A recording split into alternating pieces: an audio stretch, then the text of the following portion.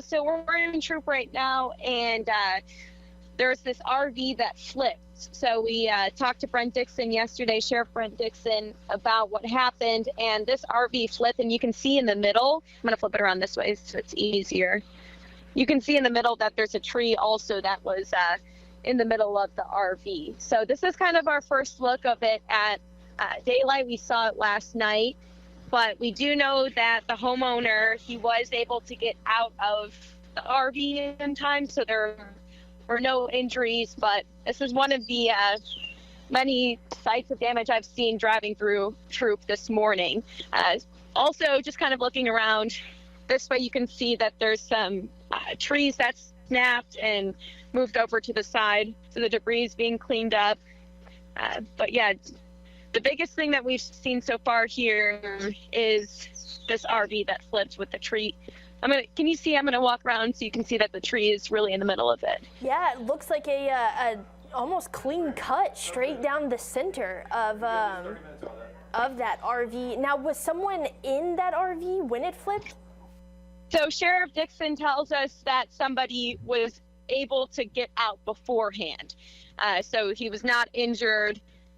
So it didn't go all the way through, but it made it halfway. The tree, when it flipped, it hit about halfway through the RV. So he was not injured. And you can see that the blocks are over here, so it kind of flipped this way. And it matches where all the trees are bending this way as well. You mentioned that the trees were down on the side of the road, that they had been moved. Have you seen a lot of busyness, heading out into that Troop area of maybe tree trimming crews or people just moving those trees to the side of the road like what we just saw there? I have not yet.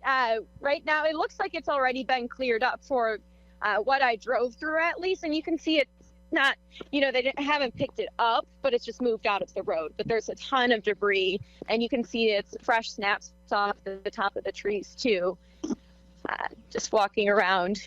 And the main area that I've seen damage like this too is in between Troop and Henderson and this county road. But a large tree down also by this RV, and here's a different look at that as well. Yeah, definitely some high winds and severe weather to be able to take all of those tree limbs down. So grateful that there was no reported injuries, that they were able to get out of that RV before the flip. That dramatic scene there where the tree is right in the center of that RV that had flipped over. Lexi, I want to thank you for calling in and giving us the sights and sounds. Again, near FM 13 near Troop. We look forward to hearing more from Troop later on.